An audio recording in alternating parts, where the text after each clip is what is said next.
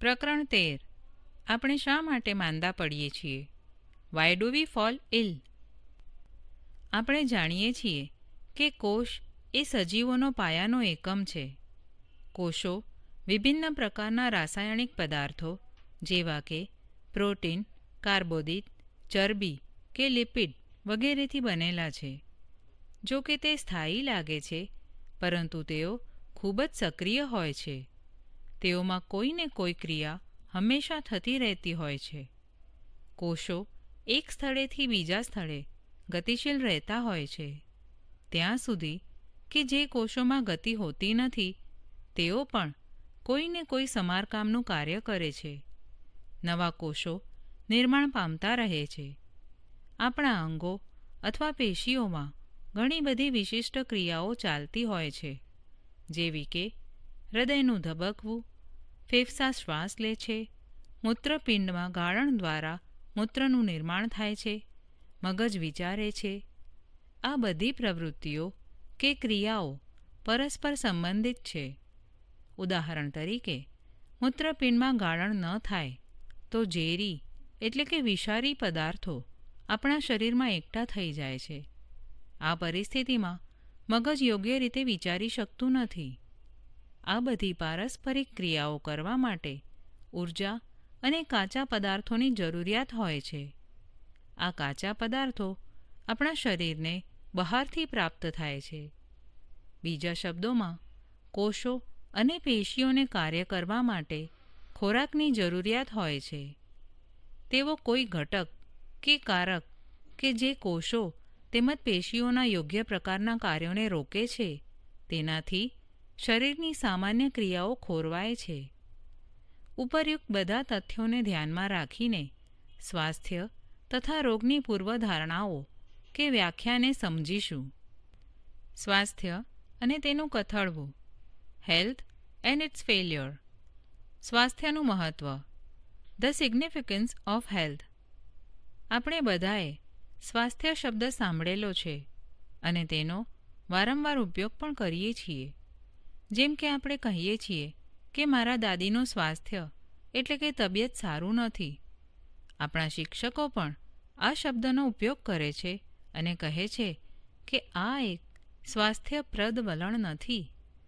તો આ સ્વાસ્થ્ય શબ્દનો અર્થ શું છે? જો આપણે આ વિષય પર વિચાર કરીએ તો આપણને જ્ઞાત થશે કે તેનો અર્થ સાજા થવા કે સાજા રહેવાથી છે. આપણે સારાપણાનો અર્થ અસરકારક શારીરિક ક્રિયા એવું વિચારી શકીએ છીએ. અમારા દાદીને માટે બજાર જવું અને અડોશપડોશમાં જવા યોગ્ય થવું તે સારા સ્વાસ્થ્યનું પ્રતીક છે. જો તેઓ આ કાર્ય કરવા યોગ્ય નથી, તો આપણે કહીએ છીએ કે તેઓનું સ્વાસ્થ્ય સારું નથી. જો તમારી ઈચ્છા વર્ગમાં ભણવાની છે, તો આપણે કહીએ છીએ કે તમારી તબિયત સારી છે, અને જો ભણવાની ઈચ્છા ન હોય તો કહીએ છીએ કે તમારી તબિયત સારી નથી. આથી સ્વાસ્થ્ય તે અવસ્થા છે જેને અંતર્ગત શારીરિક, માનસિક તથા સામાજિક કાર્ય કરવાની ક્ષમતા દ્વારા યોગ્ય પ્રકારે થાય છે. વ્યક્તિગત તેમજ સામૂહિક સમસ્યાઓ બંનેની સ્વાસ્થ્ય પર અસર. Personal and community issues both matter for health. જો સ્વાસ્થ્ય કોઈ એક વ્યક્તિની શારીરિક, માનસિક તથા સામાજિક જીવનની ક્ષમતાને પૂર્ણરૂપે સમન્વય સ્થિતિ દર્શાવે છે, તો કોઈ પણ વ્યક્તિ તેને સ્વયં પૂર્ણ સ્વરૂપે પ્રાપ્ત કરી શકતું નથી. બધા સજીવોનું સ્વાસ્થ્ય તેમની આજુબાજુ અથવા તેમની આસપાસના પર્યાવરણ પર આધારિત હોય છે. પર્યાવરણમાં ભૌતિક કારક કે ઘટક આવે છે. પર્યાવરણમાં પાયાના પરિબળો કે કારક કે ઘટકો આવે છે. ઉદાહરણ તરીકે, ચક્રવાત આપણા સ્વાસ્થ્યને અનેક રીતે નુકસાન પહોંચાડે છે, પરંતુ તેનાથી પણ વધારે મહત્ત્વપૂર્ણ એ છે કે માનવ સમાજમાં રહે છે. આથી આપણું સામાજિક પર્યાવરણ, આપણું વ્યક્તિગત સ્વાસ્થ્ય મહત્ત્વપૂર્ણ છે. આપણે ગામ, કસ્બાઓ અથવા શહેરોમાં રહીએ છીએ. આવા સ્થાનોમાં આપણા ભૌતિક પર્યાવરણનું નિર્ધારણ પણ સામાજિક પર્યાવરણ દ્વારા જ થાય છે. વિચારો કે કચરો ઉપાડવાવાળી વ્યક્તિઓ એટલે કે સફાઈ કામદારો કચરાનો નિકાલ ન કરે તો શું થાય? વિચારો, જો નાળાઓ સાફ ન હોય તો શું થાય? જો વધુ માત્રામાં કચરો ગલીઓમાં ફેંકવામાં આવે છે અથવા ખુલ્લા નાળામાં રોકાયેલા પાણીમાં તે સ્થિર પડેલો રહે તો ખરાબ સ્વાસ્થ્યની સંભાવના વધી જાય છે. આથી સામુદાયિક સ્વચ્છતા સ્વાસ્થ્ય માટે મહત્વપૂર્ણ હોય છે. સ્વાસ્થ્યને માટે આપણને ખોરાકની જરૂરિયાત હોય છે. આ ખોરાકને મેળવવા માટે આપણે કામ કરવું પડે છે. તેના માટે આપણે કામ કરવાનો અવસર શોધવો પડે છે. સારી આર્થિક સ્થિતિઓ તથા કાર્ય પણ વ્યક્તિગત સ્વાસ્થ્યને માટે જરૂરી છે. સ્વસ્થ રહેવા માટે આપણે ખુશ રહેવું આવશ્યક છે. જો કોઈની પણ જોડે આપણો વ્યવહાર સારો ન હોય અને એકબીજાથી ડરતા હોઈએ તો આપણે ખુશ અને સ્વસ્થ રહી શકતા નથી. એટલા માટે વ્યક્તિગત સ્વાસ્થ્યને માટે સામાજિક સમાનતા અને સંવાદિતતા ખૂબ જ આવશ્યક છે. આપણે એવી રીતે વિચારી શકીએ કે અનેક સામુદાયિક સમસ્યાઓ આપણા વ્યક્તિગત સ્વાસ્થ્યને કેવી રીતે અસર પહોંચાડે છે. સ્વસ્થ અને રોગમુક્ત વચ્ચેની ભિન્નતા. Distinctions between healthy and disease free. જો આપણે આને સ્વાસ્થ્ય સમજીએ છીએ તો રોગ અથવા વ્યાધિ શું છે? અંગ્રેજીમાં આ શબ્દ ડીઝ પ્લસ ઇઝ પોતાને જ વર્ણવે છે કે જે આપણને ખલેલ એટલે કે ડિસ્ટર્બ પહોંચાડે છે. ઇઝ એટલે કે સુવિધા સ્વરૂપમાં વિચારાય છે. રોગનો બીજો અર્થ એ છે કે અસુવિધા. જો કે આ શબ્દનો ઉપયોગ ખૂબ જ સીમિત છે.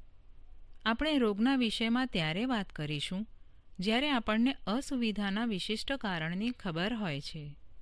આનો અર્થ એવો બિલકુલ નથી કે આપણે તેનો સાચો અને અંતિમ ઉત્તર જાણીએ છીએ. આપણે કહી શકીએ કે કોઈ વ્યક્તિ ઝાડાથી પીડાતો હોય તો તેનું ચોક્કસ કારણ શું હોઈ શકે? આપણે એ પણ જાણીએ છીએ કે કોઈ પણ કારણ વગર વિશિષ્ટ રોગથી અસ્વસ્થતા કે નાદુરસ્તી થઈ શકે છે. માત્ર કોઈ રોગ ન થવાનો અર્થ એ નથી કે તમે સ્વસ્થ છો. નૃત્યાંગના માટે સ્વાસ્થ્યનો અર્થ એ છે કે તે શિષ્ટતાપૂર્વક પોતાના શરીરને વિષમ પરિસ્થિતિઓની મુદ્રાઓની અભિવ્યક્તિ કરી શકે. સંગીતકાર માટે આનો અર્થ એ થાય કે તે લાંબો શ્વાસ લઈ શકે જેનાથી તે પોતાની વાંસળીમાં સૂરને નિયંત્રિત કરી શકે. આપણને આપણી વિશિષ્ટ ક્ષમતાને ઓળખવાનો અવસર કે તક મળે તે પણ સ્વાસ્થ્ય માટે આવશ્યક છે. આમ આપણે કોઈ પણ રોગના લક્ષણો કે ચિહ્નોનો ફેલાવો થયા વગર પણ અસ્વસ્થ બની શકીએ છીએ. આ જ કારણ છે કે જ્યારે આપણે સ્વાસ્થ્ય માટે વિચારીએ છીએ ત્યારે આપણે સમાજ અને સમુદાય માટે વિચારીએ છીએ. બીજી તરફ જ્યારે આપણે રોગ વિશે વિચારીએ છીએ ત્યારે આપણે વ્યક્તિગત પીડા માટે વિચારીએ છીએ. રોગ અને તેના કારણો. Disease and its causes. રોગોને કેવી રીતે ઓળખી શકાય? What does disease look like? ચાલો આપણે રોગના વિષયમાં હજુ વધારે વિચારીએ. પહેલું એ છે કે આપણને કોઈ રોગ થયેલો છે તે કેવી રીતે ખબર પડે છે? અથવા કેવી રીતે ખબર પડે છે કે શરીરમાં કંઈક ખોટું થઈ રહ્યું છે? આપણે પ્રકરણ 6માં અભ્યાસ કર્યો છે કે આપણા શરીરમાં અનેક પેશી હોય છે. તે પેશીઓ આપણા શરીરના ક્રિયાત્મક અંગો અથવા અંગતંત્રોનું નિર્માણ કરે છે જે શરીરના વિભિન્ન કાર્યો કરે છે. પ્રત્યેક અંગતંત્રમાં વિશિષ્ટ અંગ હોય છે જેનું વિશિષ્ટ કાર્ય હોય છે. જેમ કે પાચનતંત્રમાં જઠર અને આંતરડું હોય છે જે આપણા દ્વારા લેવાયેલ ખોરાકને પચાવે છે. સ્નાયુઓ અને અસ્થિઓથી બનેલા સ્નાયુ કંકાલ તંત્ર આપણા શરીરને સંભાળે છે અને શરીરના હલનચલન માટે મદદરૂપ થાય છે. જ્યારે કોઈ રોગ થાય છે ત્યારે શરીરના એક અથવા અનેક અંગો તેમજ તંત્રોમાં ક્રિયા અથવા સંરચનામાં ખરાબી કે વિક્ષેપની સ્થિતિ જણાય છે. આ પરિવર્તન અથવા બદલાયેલી સ્થિતિ રોગના લક્ષણનું નિદર્શન કરે છે. રોગના લક્ષણ ખરાબ કે અસામાન્ય પરિસ્થિતિનો સંકેત આપે છે. આ રીતે માથાનો દુખાવો, ઉધરસ, ઝાડા થઈ જવા કે કોઈ ગામાંથી પરવું એટલે કે ખરાબ થયેલું પ્રવાહી બહાર આવવું, આ બધા લક્ષણો છે. આ લક્ષણોથી કોઈને કોઈ રોગનું નિદાન થાય છે, પરંતુ એનાથી એ ખબર પડતી નથી કે કયો રોગ થયો છે. ઉદાહરણ તરીકે, માથાના દુખાવાનું કારણ પરીક્ષાનો ભય અથવા મગજનો તાવ એટલે કે મેનિન્જાઇટિસ આવવાનું અથવા બીજી અનેક બીમારીઓમાંથી કોઈ પણ એક હોઈ શકે. રોગના ચિહ્ન એ છે કે જેનું ચિકિત્સક એટલે કે ફિઝિશિયન લક્ષણો અથવા ચિહ્નોને આધારે રોગનું નિદાન કરે છે. લક્ષણ અથવા ચિહ્ન કોઈ વિશેષ રોગના અનુસંધાને સુનિશ્ચિત સંકેત આપે છે. ચિકિત્સક રોગના સાચા કારણને જાણવા માટે લેબોરેટરીમાં કેટલાક પરીક્ષણ પણ કરાવી શકે છે. તીવ્ર અને હઠીલા રોગો, એક્યુટ એન્ડ ક્રોનિક ડિઝીઝીસ.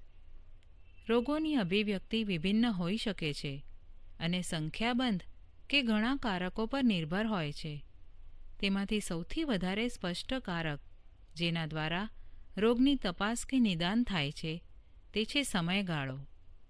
કેટલાક રોગોનો સમયગાળો ટૂંકો હોય છે, જેને તીવ્ર કે હઠીલા એટલે કે એક્યુટ રોગ કહે છે. આપણે બધાએ અનુભવ્યું છે કે શરદી ઉધરસ ખૂબ જ ઓછા સમયગાળા સુધી રહે છે. અન્ય રોગો એવા છે કે જેઓ લાંબા સમયગાળા સુધી અથવા જીવન પર્યંત રહે છે. એવા રોગોને હઠીલા એટલે કે ક્રોનિક રોગ કહે છે. એનું એક ઉદાહરણ એલિફેન્ટાઇસિસ અથવા હાથીપગાનો રોગ છે. આ રોગ ભારતના કેટલાક પ્રદેશમાં ખૂબ જ સામાન્ય છે. હઠીલા રોગ અને નબળું સ્વાસ્થ્ય, ક્રોનિક ડિઝીસીસ એન્ડ પુઅર હેલ્થ.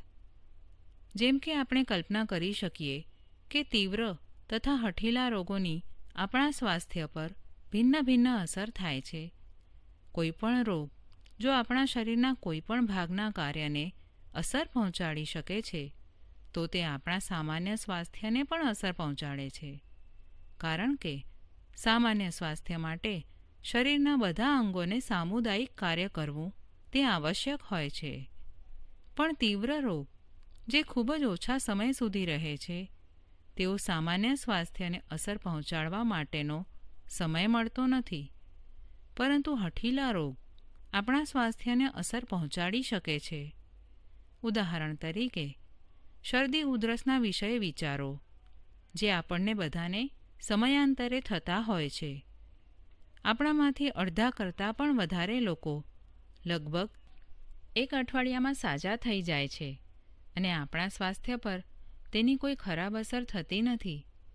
શરદી ઉધરસને કારણે આપણા વજનમાં પણ કોઈ ઘટાડો થતો નથી.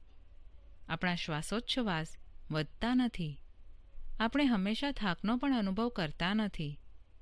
પણ જો આપણે હઠીલા રોગ જેવા કે ફેફસાના ક્ષયના રોગથી સંક્રમિત થઈએ તો કેટલાય વર્ષો સુધી બીમાર હોવાને કારણે વજન ઓછું થઈ જાય છે અને પ્રત્યેક સમયે થાકનો અનુભવ થાય છે. જો તમે તીવ્ર રોગથી પીડિત હોવ તો તમે કેટલાક દિવસો માટે શાળામાં જઈ શકતા નથી. પણ જો તમે હઠીલા રોગથી પીડાતા હોવ તો તમને શાળામાં જઈને અભ્યાસને સમજવામાં મુશ્કેલી પડે છે અને આપણી શીખવાની ક્ષમતા પણ ઘટતી જાય છે, અથવા આપણે ઘણા લાંબા સમય સુધી અસ્વસ્થ રહીએ છીએ. એટલા માટે હઠીલા રોગ તીવ્ર રોગની સાપેક્ષમાં લોકોના સ્વાસ્થ્ય પર લાંબા સમયગાળા સુધી વિપરીત અસર ઉત્પન્ન કરે છે. રોગોના કારણો, કોઝિસ ઓફ ડિઝીઝીસ. રોગનું કારણ શું છે? જ્યારે આપણે રોગના કારણ વિશે વિચારીએ છીએ ત્યારે આપણે એ યાદ રાખવું જોઈએ કે આ કારણના ઘણા સ્તરો હોય છે. ચાલો આપણે એક ઉદાહરણ લઈએ. જો કોઈ નાના બાળકને પાણી જેવા પાતળા ઝાડા થાય છે તો આપણે કહીએ છીએ કે એનું કારણ વાયરસ છે. એટલા માટે રોગનું મુખ્ય એટલે કે પ્રાથમિક કારણ વાયરસ છે તેમ કહેવાય. પરંતુ તેના પછીનો પ્રશ્ન એ છે કે વાયરસ ક્યાંથી આવ્યો? સમજી લો કે આપણને ખબર છે કે વાયરસ દૂષિત પાણી પીવાને કારણે, એટલે કે તે બાળકના શરીરમાં આવ્યો, પણ અન્ય બાળકોએ પણ તે દૂષિત પાણી પીધેલું છે. તો એનું શું કારણ છે કે એક જ બાળકને ઝાડા થયા અને બીજાને ન થયા?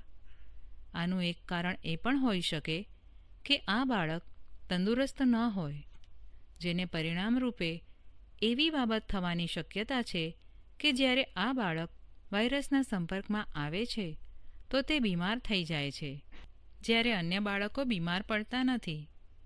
હવે પ્રશ્ન એ થાય છે કે બાળક સ્વસ્થ કેમ નથી? એવું બની શકે કે બાળકને સારું પોષણ ન મળતું હોય અને તે પર્યાપ્ત માત્રામાં ખોરાક ન લેતો હોય. આમ પર્યાપ્ત માત્રામાં પોષણ ન લેવું એ પણ રોગનું બીજું કારણ હોય. બાળક પર્યાપ્ત માત્રામાં પોષણ કેમ નથી મેળવી શકતું? બની શકે કે માતા પિતા ગરીબ હોય. એ પણ સંભવિત છે કે બાળકમાં આનુવંશિક ખામી હોય, જેથી બાળક વાયરસના સંપર્કમાં આવવાથી પાતળા ઝાડાની અસર દર્શાવે છે.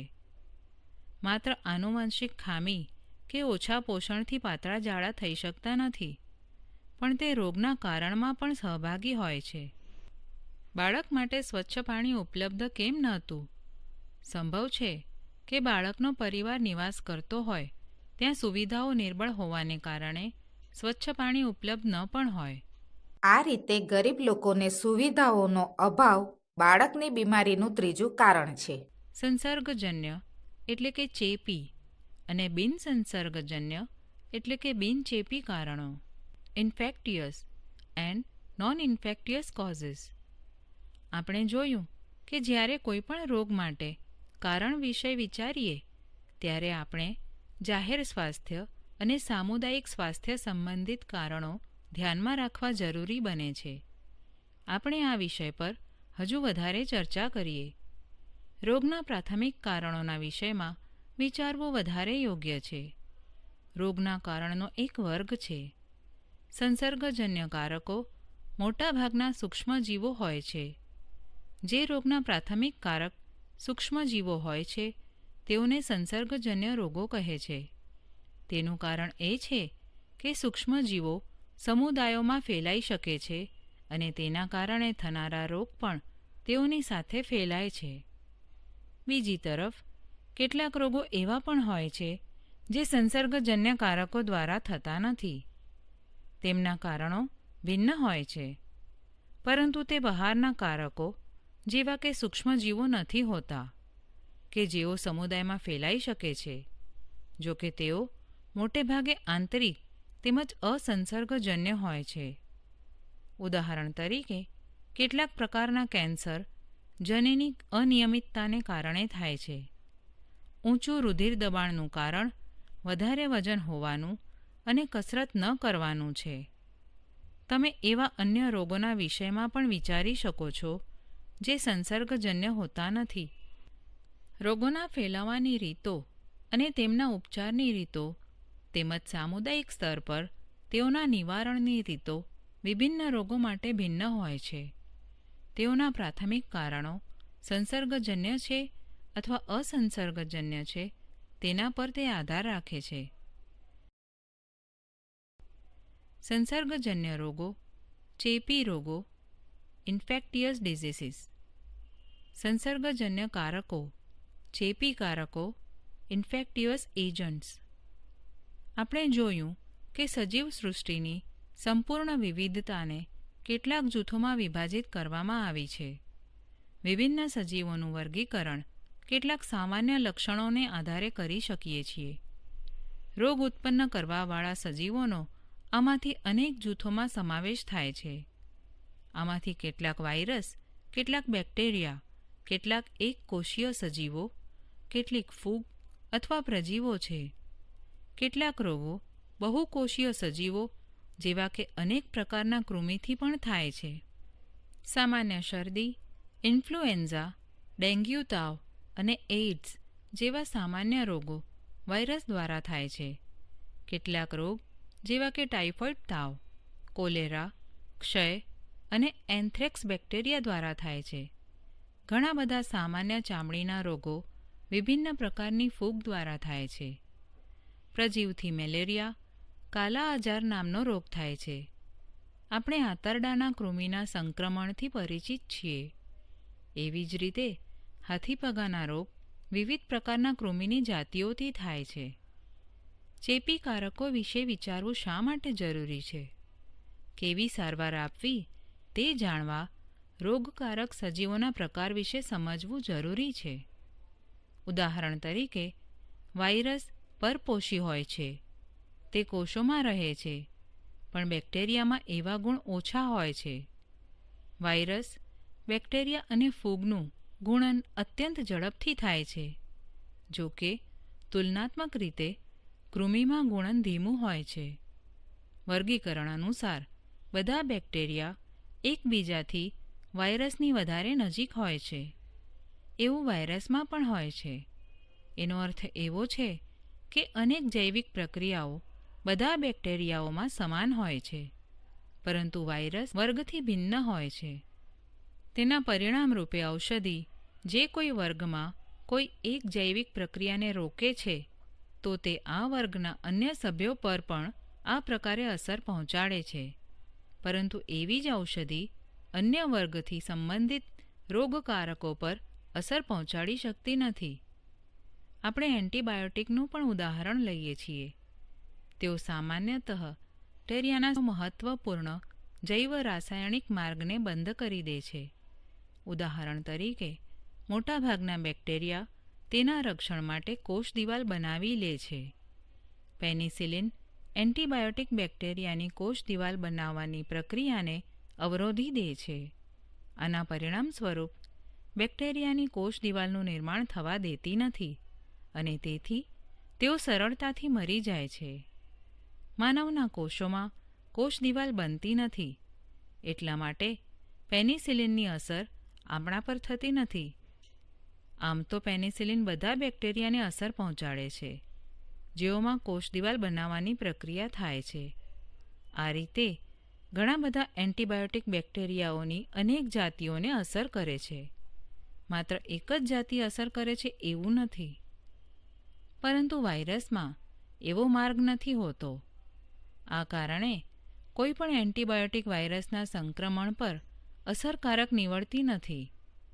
જો આપણે શરદી ઉધરસથી પ્રભાવિત હોઈએ તો એન્ટીબાયોટિક લેવાથી રોગની તીવ્રતા અથવા તેનો સમયગાળો ઓછો થતો નથી. પણ જો વાયરસ સંક્રમિત શરદી ઉધરસની સાથે બેક્ટેરિયાનું સંક્રમણ હોય છે, ત્યારે એન્ટીબાયોટિકનો ઉપયોગ લાભકારક નીવડે છે. આમ છતાં એન્ટીબાયોટિક માત્ર બેક્ટેરિયાના સંક્રમણ માટે ઉપયોગી બને છે, વાયરસના સંક્રમણ પર નહીં. રોગનો ફેલાવો, મીન્સ ઓફ સ્પ્રેડ. સંસર્ગજન્ય રોગો કેવી રીતે ફેલાય છે? મોટાભાગના સૂક્ષ્મજીવો, રોગકારકો રોગી વ્યક્તિથી અન્ય સ્વસ્થ મનુષ્ય સુધી વિભિન્ન રીતોથી ફેલાય છે અથવા તેઓ સંચારિત થઈ શકે છે. આથી તેઓને ચેપી રોગો પણ કહે છે. આવા રોગકારક સૂક્ષ્મજીવો હવા દ્વારા ફેલાય છે. એવું ત્યારે થાય છે કે જ્યારે રોગી વ્યક્તિ છીંકે અથવા ઉધરસ ખાય છે. તે સમયે નાના નાના છાંટા કે બિંદુઓ બહાર નીકળે છે. જો તે સમયે તેની નજીક કોઈ અન્ય વ્યક્તિ હોય તો શ્વાસ દ્વારા તે છાંટા કે બિંદુઓ તેના શરીરમાં પ્રવેશ કરી શકે છે. આનાથી સૂક્ષ્મજીવોને એક નવી જગ્યાએ ફેલાવાની તક મળી જાય છે. હવા દ્વારા શરદી ઉધરસ, ન્યુમોનિયા અને ક્ષય જેવા રોગો હવાથી ફેલાતા રોગોના ઉદાહરણ છે. આપણે બધાએ એવો અનુભવ કર્યો હશે કે જ્યારે આપણે કોઈ શરદી ઉધરસવાળી વ્યક્તિની પાસે બેઠા હોઈએ ત્યારે આપણને પણ શરદી ઉધરસ થઈ જાય છે. જ્યાં વધારે ભીડ હોય ત્યાં હવા દ્વારા ફેલાતા રોગો પણ વધારે થાય છે. પાણી દ્વારા પણ રોગ ફેલાઈ શકે છે. જ્યારે સંક્રમિત રોગ કે કોલેરાવાળા વ્યક્તિના ઉત્સર્ગ દ્રવ્યો પીવાના પાણીમાં ભળે છે અને જો કોઈ સ્વસ્થ વ્યક્તિ જાણતા અજાણતામાં આ પાણીને પીએ છે તો રોગકારકોને એક નવો યજમાન મળી જાય છે. જેનાથી તે પણ આ જ રોગથી ગ્રસ્ત બને છે. આવા રોગો મોટે ભાગે સ્વચ્છ પીવાનું પાણી ન મળવાને કારણે ફેલાય છે. નાના નાના ટીપાઓ હવાના વેગ સાથે મિનિટો કે કલાકો સુધી વાતાવરણમાં પ્રવાહી સ્વરૂપે રહે છે. લૈંગિક ક્રિયાઓ એટલે કે પ્રજનન ક્રિયા દ્વારા બે વ્યક્તિ શારીરિક રૂપથી એકબીજાના સંપર્કમાં આવે છે. આથી એ આશ્ચર્યજનક બાબત નથી કે કેટલાક સૂક્ષ્મ જીવ દ્વારા ફેલાતા રોગ જેવા કે સિફિલિસ કે એઇડ્સ લૈંગિક સંપર્કના સમયે એક સાથીથી બીજા સાથીમાં સ્થળાંતરિત થાય છે. જો આવા લૈંગિક ચેપી રોગ સામાન્ય સંપર્ક જેવા કે હસ્તધૂનન કરવું કે ગળે મળવું અથવા રમતગમત જેવી કે કુસ્તી અથવા કોઈ અન્ય રીતે જેમાં આપણે સામાજિક રીતથી એકબીજાના સંપર્કમાં આવીએ છીએ તેનાથી તેઓ ફેલાતા નથી. એઇડ્સ લૈંગિક સંપર્ક જાતીય સમાગમ ઉપરાંત રુધિરાદાન એટલે કે બ્લડ ટ્રાન્સફ્યુશન દ્વારા પણ સંક્રમિત થાય છે. જેમ કે એઇડ્સવાળી વ્યક્તિનું રુધિર સ્વસ્થ વ્યક્તિમાં રુધિરાદાન કરવામાં આવે અથવા ગર્ભાવસ્થા દરમિયાન કે રોગી માતા દ્વારા બાળકને સ્તનપાન દ્વારા રોગ ફેલાય છે. આપણે એવા પર્યાવરણમાં રહીએ છીએ કે જેમાં આપણા સિવાય અન્ય સજીવ પણ રહે છે. એટલા માટે કેટલાક રોગ અન્ય સજીવો દ્વારા પણ ફેલાય છે. આ જંતુઓ રોગકારકો એટલે કે રોગનું વહન કરનાર કારક ને રોગીમાંથી લઈ ને અન્ય નવા યજમાન સુધી પહોંચાડી દે છે. આથી તેઓ મધ્યસ્થીનું કામ કરે છે, જેને રોગવાહકો એટલે કે વેક્ટર્સ કહેવાય છે. સામાન્ય રોગવાહકનું એક ઉદાહરણ મચ્છર છે. મચ્છરની ઘણી બધી એવી જાતિઓ છે કે જેઓને વધારે માત્રામાં પોષણની જરૂરિયાત હોય છે, જેનાથી તેઓ પરિપક્વ ઈંડા ઉત્પન્ન કરી શકે છે. મચ્છર અનેક સમતાપી પ્રાણીઓ જેમાં મનુષ્ય સહિતના પર નિર્ભર હોય છે. આ રીતે તેઓ એક માનવથી બીજા માનવમાં રોગનો ફેલાવો કરે છે. અંગ વિશિષ્ટ અને પેશી વિશિષ્ટ અભિવ્યક્તિ organ specific and tissue specific manifestations. વિભિન્ન રીતે રોગ ઉત્પન્ન કરવાવાળા સૂક્ષ્મજીવો શરીરમાં પ્રવેશ કરે છે, પછી તેઓ ક્યાં જાય છે? સૂક્ષ્મજીવોની સાપેક્ષ શરીર ખૂબ જ મોટું છે. એટલા માટે આપણા શરીરમાં ઘણા બધા સ્થાન, અંગ, પેશી વગેરે છે જ્યાં સૂક્ષ્મજીવો જઈ શકે છે. શું બધા જ સૂક્ષ્મજીવો એક જ અંગ કે પેશીમાં જાય છે કે તેઓ ભિન્ન ભિન્ન સ્થાનોએ જાય છે? સૂક્ષ્મજીવોની વિભિન્ન જાતિઓ શરીરના વિભિન્ન ભાગોમાં વિકસે છે. આવી પસંદગી તેઓના પ્રવેશના સ્થાન પર નિર્ભર કરે છે. જો તેઓ હવાથી નાક દ્વારા પ્રવેશ કરે તો તેઓ ફેફસામાં જશે. એવા બેક્ટેરિયાથી થવાવાળો રોગ ક્ષય હોય છે. જો તેઓ મોં દ્વારા પ્રવેશ કરે તો તેઓ ટાઇફોઇડના બેક્ટેરિયાની જેમ પાચન માર્ગની નળીમાં વસે છે, અથવા તેઓ યકૃતમાં જશે, જેવા કે હિપેટાઇટિસના વાયરસ જે કમળાના રોગકારક છે. પરંતુ હંમેશા એવું થતું નથી. HIV વાયરસ જે લૈંગિક અંગો દ્વારા શરીરમાં પ્રવેશ કરે છે, તેઓ લસિકા ગાંઠોમાં ફેલાય છે. મેલેરિયા ઉત્પન્ન કરવાવાળા સૂક્ષ્મજીવો જે મચ્છરના કરડવાથી શરીરમાં પ્રવેશ કરે છે, તેઓ યકૃતમાં પણ જાય છે. તેના પછી લાલ રુધિર કણિકાઓ એટલે કે રક્તકણોમાં આવે છે. આ જ રીતે જાપાનીઝ એન્સીફેલાઇટિસ એટલે કે મગજનો તાવ ઉત્પન્ન કરવાવાળા વાયરસ પણ મચ્છરના કરડવાથી શરીરમાં પહોંચે છે, પરંતુ તેઓ મગજને ચેપ લગાડે છે. જે પેશી કે અંગ પર સૂક્ષ્મજીવ આક્રમણ કરે છે, રોગના લક્ષણ તેમજ ચિહ્ન તેના પર નિર્ભર કરે છે. જો ફેફસા પર આક્રમણ થાય છે તો લક્ષણ ઉધરસ આવવી અને ઓછો શ્વાસ લેવાના હોય છે.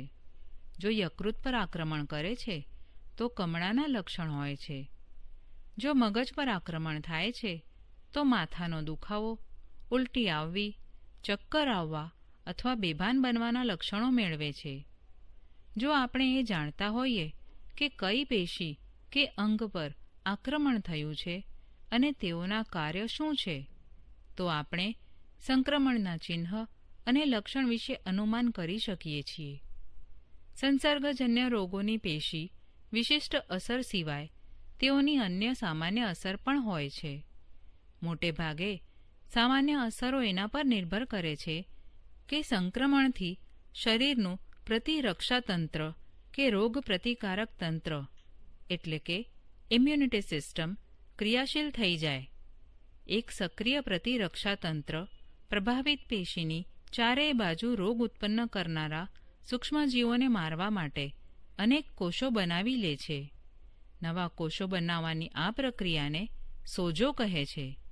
આ પ્રક્રિયાને અંતર્ગત સ્થાનિક અસર જેવી કે સોજો અને દર્દ થવાની તથા સામાન્ય અસર જેવી કે તાવ આવવો હોય છે. કેટલાક કિસ્સાઓમાં ચેપની વિશિષ્ટ અસરથી ખૂબ જ સામાન્ય અસર જોવા મળે છે.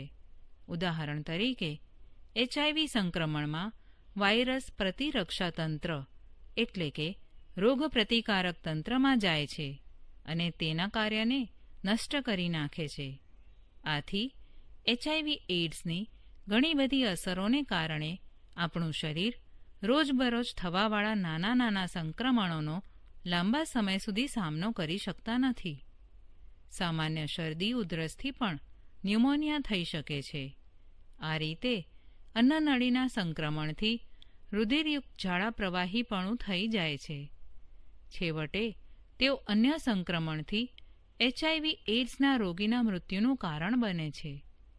આપણે યાદ રાખવું આવશ્યક છે કે રોગની તીવ્રતાની અસર શરીરમાં આવેલા સૂક્ષ્મજીવોની સંખ્યા પર આધાર રાખે છે.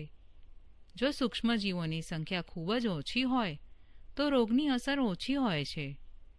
જો એવા સૂક્ષ્મજીવોની સંખ્યા વધારે હોય તો રોગની અસર એટલી બધી તીવ્ર હોય છે કે સજીવનું મૃત્યુ પણ થઈ શકે છે. પ્રતિરક્ષા તંત્ર એટલે કે રોગ પ્રતિકારક તંત્ર એક મુખ્ય કારક છે જે શરીરમાં જીવંત સૂક્ષ્મજીવોની સંખ્યાને નિર્ધારિત કરે છે. આ વિષયમાં આપણે આ પ્રકરણના અંતમાં જોઈશું. ઉપચારના સિદ્ધાંતો, પ્રિન્સિપલ્સ ઓફ ટ્રીટમેન્ટ. જ્યારે તમે બીમાર પડો છો ત્યારે તમારા કુટુંબના સભ્યો શું કરે છે? શું તમે ક્યારેય વિચાર્યું છે કે તમે થોડો સમય સૂઈ ગયા પછી સારો અનુભવ શા માટે કરો છો? ઉપચારમાં દવાનો ઉપયોગ ક્યારે કરો છો? અત્યાર સુધીના જ્ઞાનને આધારે એવું લાગે છે કે સંસર્ગજન્ય રોગોના ઉપચાર માટેના 2 ઉપાયો છે. એક તો એ છે કે રોગની અસર ઓછી કરી દેવી અને બીજો ઉપાય એ છે કે રોગના કારણનો જ નાશ કરી દેવો. પહેલા ઉપાય માટે આપણે એવો ઉપચાર કરવો પડે કે જેનાથી તેમના લક્ષણો ઘટી જાય. લક્ષણો સામાન્ય રીતે બળતરાને કારણે હોય છે. ઉદાહરણ તરીકે આપણે તાવ, દર્દ અથવા ઝાડાને ઓછી થવાની દવાઓનો ઉપયોગ કરીએ છીએ. આપણે આરામ કરીને ઊર્જાનું સંરક્ષણ કરીએ છીએ જે આપણને સ્વસ્થ થવામાં મદદરૂપ થાય છે. પરંતુ આ પ્રકારના લક્ષણ આધારિત ઉપચારમાં સંસર્ગજન્ય સૂક્ષ્મજીવોનો નાશ નથી થતો અને રોગ મટશે નહીં. એટલા માટે આપણે સૂક્ષ્મજીવોનો નાશ કરવો જ રહ્યો. આપણે સૂક્ષ્મજીવોને કેવી રીતે મારી નાખીએ છીએ?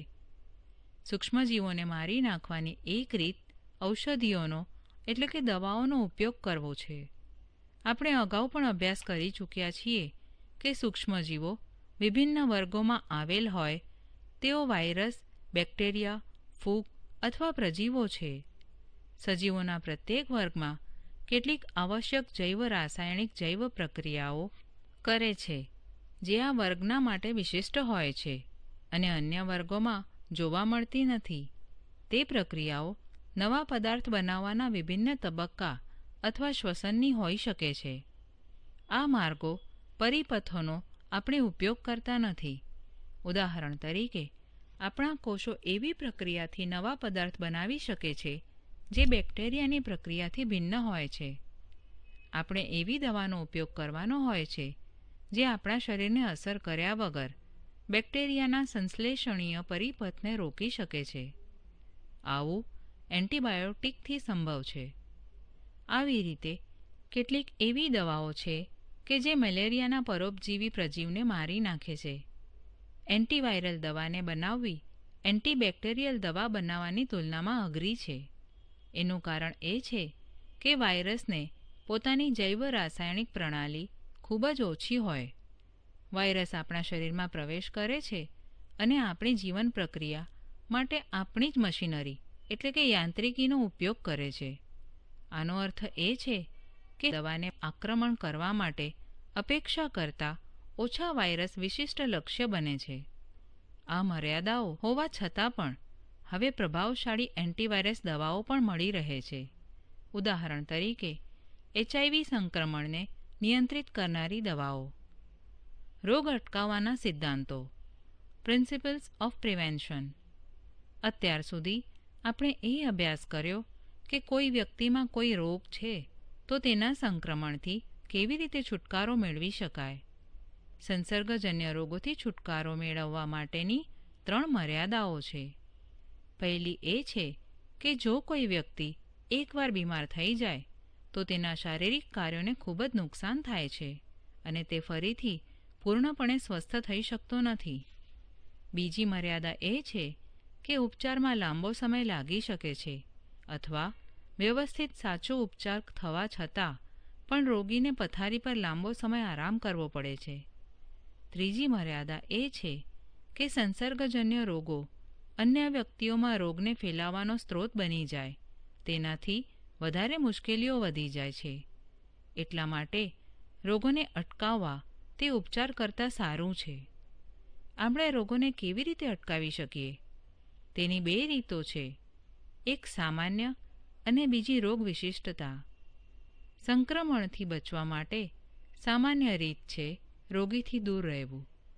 આનાથી આપણે સંસર્ગજન્ય સૂક્ષ્મજીવોથી આપણો બચાવ કરી શકીએ છીએ. જો આપણે તેમના ફેલાવાની રીતોને જાણતા હોઈએ તો આપણને તેમાં વધારે સરળતા રહે છે. હવા દ્વારા ફેલાતા સૂક્ષ્મજીવોથી બચવા માટે આપણે ખુલ્લા વિસ્તારોમાં રહેવું અને ભીડવાળા સ્થાનો પર ન જવું. પાણી દ્વારા ફેલાતા સૂક્ષ્મજીવોથી બચવા માટે આપણે સ્વચ્છ પાણી પીવું જોઈએ. આ માટે તમે પાણીમાં રહેલા સૂક્ષ્મજીવોને મારવા માટેનો ઉપાય કરી શકો છો. રોગના વાહક સૂક્ષ્મજીવોથી બચવા માટે આપણે સ્વચ્છ પર્યાવરણમાં રહેવું જોઈએ. આવા વાતાવરણમાં મચ્છર ઉત્પન્ન થતા નથી તેમજ સંસર્ગજન્ય રોગોથી બચવા માટે સ્વચ્છતા જરૂરી છે. વાતાવરણ સંબંધિત વિષયો કરતાં સંસર્ગજન્ય રોગોથી બચવા માટે પણ અન્ય સામાન્ય નિયમ છે. નિયમોની બાબતે વાત કરતા પહેલાં આપણે એક પ્રશ્ન પૂછીએ કે જેની તરફ હજી આપણું ધ્યાન નથી ગયું. આમ તો આપણે દિન પ્રતિદિન સંક્રમણમાંથી પસાર થઈએ છીએ. જો વર્ગમાં કોઈ એક વિદ્યાર્થી શરદી ઉધરસથી પીડાય છે તો એવું સંભવ છે કે તેની આસપાસના વિદ્યાર્થી પણ તેનાથી સંક્રમિત થાય. પરંતુ આપણે બધા વાસ્તવમાં રોગથી પીડાતા નથી. એવું કેમ થતું નથી? એનું કારણ એ છે કે આપણા શરીરમાં આવેલું રોગ પ્રતિકારક તંત્ર જે રોગકારકો સામે લડતું રહે છે. આપણા શરીરમાં વિશિષ્ટ કોષો હોય છે જે રોગકારકોને મારી નાખે છે. આપણા શરીરમાં જેવા કોઈ સંસર્ગજન્ય રોગકારક આવે છે કે તરત જ આ કોષો સક્રિય થઈ જાય છે. જો તેઓ તેમને મારી નાખે તો રોગ આપણને થતો નથી. પ્રતિકારક કોષો સંક્રમણને ફેલાતા પહેલાં જ તેઓનો નાશ કરી નાખે છે. જેમ કે પહેલાં આપણે જોયું કે જો રોગકારકોની સંખ્યા નિયંત્રિત થઈ જાય તો રોગની અભિવ્યક્તિ ખૂબ જ ઓછી થાય છે. તેમજ સંસર્ગજન્ય રોગકારકોથી સંક્રમિત થવાનો અર્થ એ નથી કે આપણને કોઈ વિશેષ બીમારી થઈ શકે છે. ગંભીર સંસર્ગજન્ય રોગ પ્રતિકારક તંત્રની અસફળતાને દર્શાવે છે. જો આપણને પર્યાપ્ત ખોરાક અને પોષણ પ્રાપ્ત ન થાય તો રોગ પ્રતિકારક તંત્ર આપણા શરીરમાં આવેલા અન્ય તંત્રોની જેમ સફળ થતા નથી. એટલા માટે સંસર્ગજન્ય રોગોથી બચવા યોગ્ય માત્રામાં બધાને ખોરાકની પ્રાપ્યતા એ બીજી મૂળ જરૂરિયાત છે. આ સંક્રમણથી બચવાની સામાન્ય રીતો છે. વિશિષ્ટ રીતો શું છે? તે રોગ પ્રતિકારક તંત્રના વિશિષ્ટ ગુણધર્મોને સંબંધિત છે જે નિયત રોગકારકની સાથે લડતા રહે છે. આને સમજવા માટે એક ઉદાહરણ લઈએ. આજના દિવસોમાં વિશ્વમાં શીતળા થતા નથી, પરંતુ 100 વર્ષ પહેલાં શીતળાના રોગથી ભયંકર વિનાશ થયો હતો. એવી સ્થિતિમાં લોકો રોગીની પાસે જતા ડરતા હતા, કારણ કે તેઓને ભય હતો કે તેઓને પણ શીતળા ન થઈ જાય. પરંતુ એક એવો પણ વર્ગ હતો કે જે શીતળાના રોગથી ડરતો ન હતો. આ વર્ગ શીતળાના રોગીઓની સેવા કરતો હતો. આ તે વર્ગ હતો જેઓને વધુ ભયાનક શીતળાનો રોગ થયો હતો, પરંતુ તેમ છતાં પણ જીવતા રહ્યા હતા. પણ તેમના શરીર પર શીતળાના બહુ દાગા હતા. તેમજ જો તમને એકવાર શીતળા થઈ જાય તો તમને શીતળાનો રોગ પુનઃ થવાની સંભાવના હોતી નથી. એટલા માટે એકવાર એક રોગ થયા પછી તે રોગથી બચવાની આ એક રીત છે. આવું એટલા માટે થાય છે કે જ્યારે રોગકારક જીવાણુ રોગપ્રતિકારક તંત્ર પર પહેલીવાર આક્રમણ કરે છે, ત્યારે રોગપ્રતિકારક તંત્ર રોગકારક જીવાણુઓ સામે પ્રતિક્રિયા કરે છે અને એને વિશિષ્ટ સ્વરૂપમાં યાદ કરી લે છે. ફરીથી જ્યારે તે રોગકારક જીવાણુઓ કે તેમના જેવા રોગકારક જીવાણુ સંપર્કમાં આવે તો રોગપ્રતિકારક તંત્ર પૂરી તાકાત એટલે કે શક્તિથી તેઓનો નાશ કરી નાખે છે. આનાથી પહેલાં સંક્રમણની સાપેક્ષ બીજું સંક્રમણ ઝડપથી નાશ પામી જાય છે. આ જ રોગપ્રતિકારક તંત્રના નિયમનો પાયો છે. હવે આપણે કહી શકીએ કે રસીકરણનો સામાન્ય નિયમ પણ એ છે કે શરીરના રોગપ્રતિકારક તંત્રને છેતરીને ચોક્કસ ચેપી સજીવો દાખલ કરાવવામાં આવે છે. તે રોગકારક જીવાણુઓની નકલ કરે છે, જેને રસી દ્વારા શરીરમાં દાખલ કરવામાં આવે છે. તેઓ વાસ્તવમાં રોગ કરતા નથી, પણ ભવિષ્યમાં થનારા તેના જેવા જ રોગની સામે રક્ષણ આપે છે. આજકાલ એવી ઘણી બધી રસીઓ ઉપલબ્ધ છે જે સંસર્ગજન્ય રોગો અટકાવવા માટે ઉપયોગમાં લેવાય છે અને ચોક્કસ રોગની સામે સંરક્ષણ પ્રદાન કરે છે. ધનુર, ડિફ્થેરિયા, સૂકી ખાંસી એટલે કે ઊંટાટિયું, ઓરી, પોલિયો વગેરેની રસીઓ ઉપલબ્ધ છે. સંસર્ગજન્ય રોગોથી રક્ષણ આપવા માટે સરકાર બાળકો માટે રસીકરણના કાર્યક્રમ કરે છે. આવા કાર્યક્રમ ત્યારે સફળ થાય છે જ્યારે એવી સ્વાસ્થ્ય સુવિધાઓ બધા જ બાળકોને મળે. શું તમે આનું કારણ વિચારી શકો છો કે આવું કેમ થાય છે? હિપેટાઇટિસના કેટલાક વાયરસ કે જેનાથી કમળો થાય છે તેઓ પાણી દ્વારા ફેલાય છે. હિપેટાઇટિસ એ માટે રસીકરણ થઈ શકે છે, પરંતુ દેશના મોટા ભાગના ભાગોમાં કે પ્રદેશોમાં જ્યારે બાળકની ઉંમર 5 વર્ષની થઈ જાય ત્યારે તે હિપેટાઇટિસ એ દ્વારા પ્રતિકારક થઈ ગયેલા હોય છે. આનું કારણ એ છે કે તેઓ પાણી દ્વારા વાયરસની અસરમાં આવી ગયેલા હોય છે. આવી પરિસ્થિતિઓમાં શું તમે રસી મુકાવશો?